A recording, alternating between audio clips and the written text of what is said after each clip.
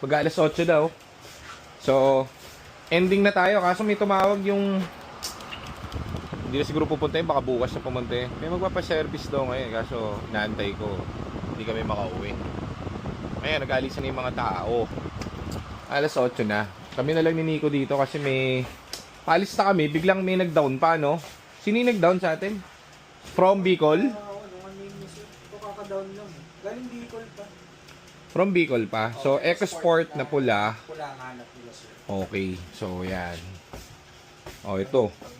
Ito na yung mga nasa workshop natin eh. So, ABS. Okay, paikot yan. So, For registration, papeles. okay. So, lahat yan tumatakbo guys yung sa inyo. Hindi nyo lang na-vlog lahat kasi nasa isang place lang ako. Wala naman nagbablog dito. So, lahat yan working. Hindi natin mabablog yung iba kasi minsan nasa workshop siya. Walang update dun kasi may inaantay na parts or nakababa pa yung tranny. Sinasend yun dun sa ano nyo, sa Viber nyo. So, ngayon, kwento. Na-sold yung pula na EcoSport. Humabol pa. So, ini-input na ni Nico today. Tapos yung na-release nating tagilid. Ay, Hyundai. Ngayon. Parang nangangapa si sir dun sa manual eh. No? Parang hirap siya Kasi biyahe pa siya ng UBC. Kaya nga eh. So, pinaturuan ko muna mag-ikot-ikot sila dyan para bumalik ang... Sabi kasi ni sir matagal siya hindi nakapag-manual. Marunong naman. Kaso, hindi niya alam yung timplahan. Oo. Kailangan yung gabayin mo. So, yon. Pero nakaalis kasi ni sir. So, sir, message mo lang kami if ever. Sana Oo. Ingat, sir. Ingat sa biyahe. Malayo pa, Nueva Ecija yun. So, ngayon, speaking sa Bicol, meron kaming bumili ng Fiesta sa Bicol. Kailan yung bumili? Last year? Last year. So, ngayon, nag-code yung sa kanya.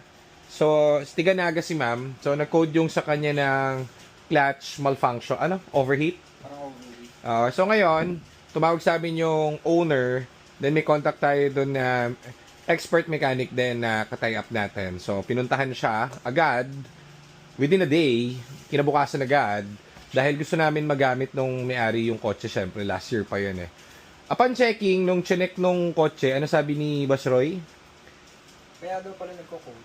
Kasi, yung parking daw nila, kasi tarik doon, 45 degrees. Naka-slant na ganun. 45 degrees sila yun. Tapos, ganun na. so parang nakaganto guys yung kotse ni ma'am. Ang parking po ng EcoSport, hindi nyo pwedeng puwersahin. So, pag ganyan, 45 degree. Matarik yun. So ngayon, ito yung kotse ni ma'am. Paano? Paatras? Ginagawa daw. Nakaganyan ng park. Paatras. Ang hirap yun, sa mataas. Tapos naka-handbrake. So, ang mangyayari nun guys, kasi guys, yung mechanic namin doon, alam na niya na lahat ng nire-release namin doon brand new na clutch and shift fork. Kaso depende. Kasi tignan mo, nakaslant siyang ganyan, tapos naka-handbrake patalikod. Ang mangyayari doon, magdamag siyang naka-parking doon. Kapag ino-on mo yon, mag-i-engage ngayon at pinapark mo ng patalikod. Kawawa yung clutch nun. Kasi guys, naka-engage yung clutch nun, naka-handbrake.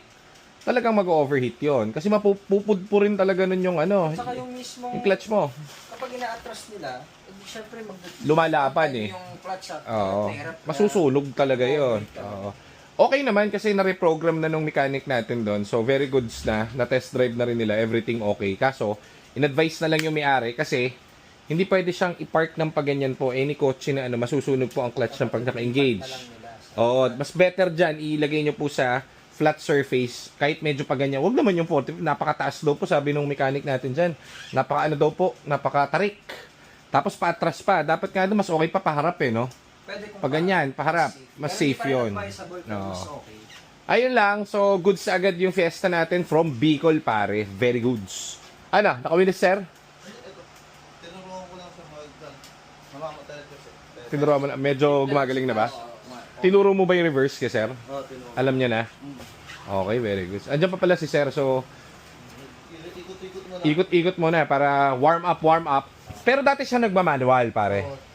Kaso, nalipasan siya ng pagdadrive. Pagdali mo kaya ng ano bang pwede nating Pagdali mo siguro si sir ng salbabida para if ever. Ay, andyan ba si sir?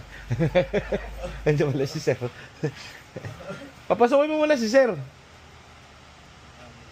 Pag-post na lang kaya siya para Nagsisiyar. liwanag. Andyan pa pala. So, shoutout kay sir. Matututo rin yan. Kasi ngayon sa paakyat, Okay na. sasabi ko, Oo. alalay lang sa clutch kasi agad niya binibitawan Ang ganda ng sabay-sabay. accent niya. Hindi, no? Ganda na. Pero ngayon, nabibiyasanan siya. Ano yan? Kumbaga, hindi lang nag-iinit siya. Pag nag-init siya, naku po. Baka mamaya, 2 oras nandun na sa Nueva Ecija si sir. May baysiya pa naman pala uwi. Pero dire-diretso lang kasi doon, di ba? Tapos wala siyang packet na. Walang ano to, dire-diretso lang. Wala siyang packet. Kila, Mas madali yun kapag nandun na siya. Dire-diretso na. tibay lang at last ng loob. Si ano nga, si sir yung bumili ng peso, di ba? Yung puto yung tiga-Bacood. Yun ang malupit. Pangasinan! Pangasinan ba yun? Pangasinan, oo. Yun yung malupit. Tapos pumunta rito, hindi marunong mag-drive yun. Bibili ko yung Pesta. Puta, pagbili. Ay, hindi ako marunong mag-drive. Sabi ko, wala kang driver, sir. Sabi ko ganun. Sir, nandito na ako, nag-selfie picture. Kaya natuto siya doon sa daan eh. Alis na kayo, sir. Kaya na, uminit na ba? Kaya na, Mr.